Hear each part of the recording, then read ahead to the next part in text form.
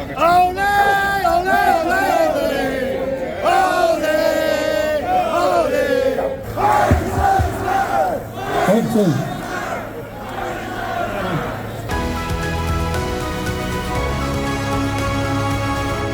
Well, it's almost 5 p.m. We've been at the march for about 3 hours.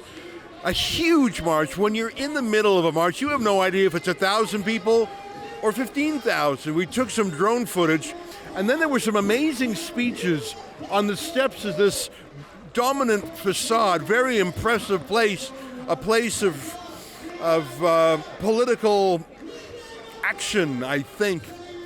Now we're just hearing some politicians round out the event, so people are leaving. And I bumped into one of my favorite journalists in Ireland. She works for Gript.ie. You've seen her on my show. Fatima Gunning, it's a pleasure to see you in the flesh. Thank you. Welcome to Ireland. It's been a very warm welcome. I've never been to this country before, but so many people have welcomed us. I guess they watch Rebel News, not particularly because they care about Canada, but they care about the themes we talk about. I think immigration is hotter in Ireland than it is in Canada. What do you think? Well, I think, if you look at the history of this nation, it isn't so long since we kicked out a colonial power in the form of the British. And now I think that, from what I hear from people, the Irish are feeling as though they're not in control of their own, the borders certainly, but even politics more generally. And I think that there is a huge appetite for political change in this country.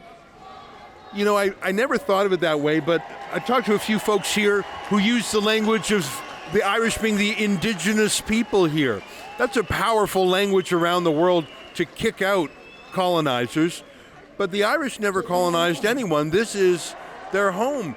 And I think because the Irish are white, when they say things like Irish lives matter or Ireland is full, there's a progressive reflex to kick them and say you're racist.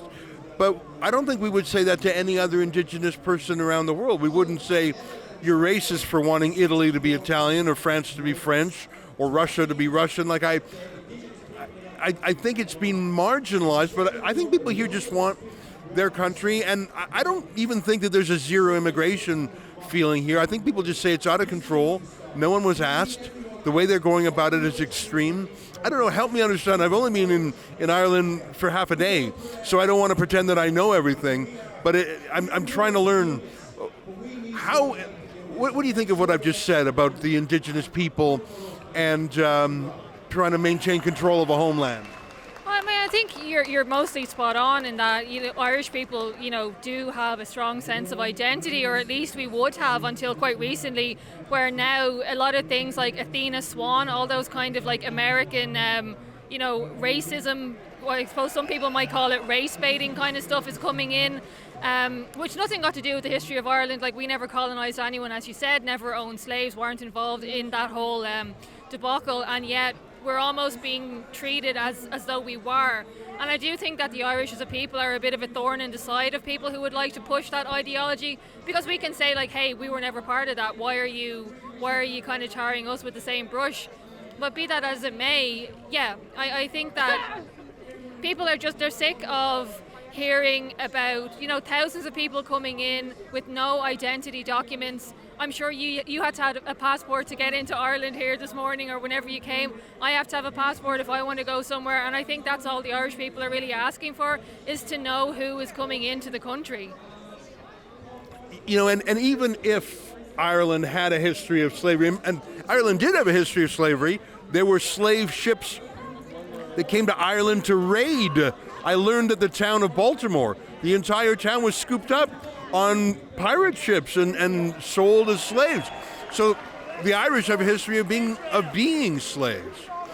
But even if it were true, what does a historical action hundreds of years ago have to do with taking migrants in 2024 from Ukraine, from the Middle East, from whatever? Like it just seems like it doesn't fit. It's not an excuse. I think, it's being used as an excuse, whether it has anything got to do with a nation's history or not. And I lived in Japan and Korea myself. Those countries they have a very strong sense of who they are. I didn't feel that there was anything wrong with that when I was there. So it is quite puzzling why people get offended, and people do get offended when Irish people hold their flag and say that they want to be Irish and that they're proud of it. It seems like that's almost a dirty word these days, and I don't really understand why.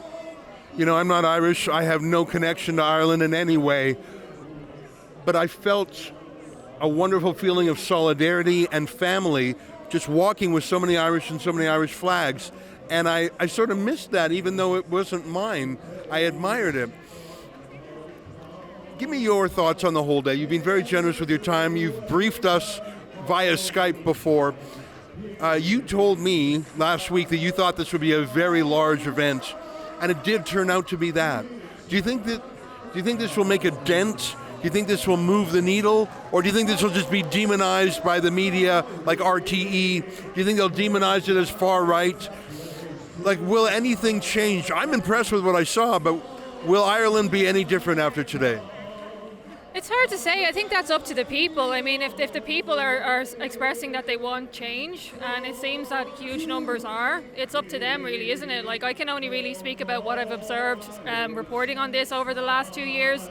But there is huge anger out there. People are extremely angry about being called names like far right and racist when, you know, they want, you know, as you said earlier, that you don't think it's an anti-immigration sentiment. It isn't really an anti-immigration sentiment. It's a we are bursting at the seams sentiment.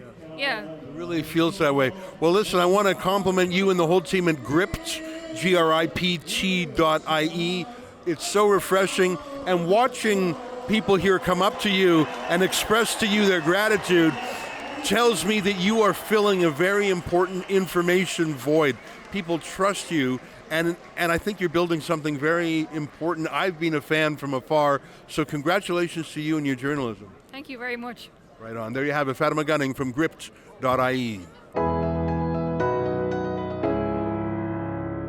To see all our reports from our whistle-stop tour to Ireland on this day of the giant anti-immigration march, go to migrantreports.com.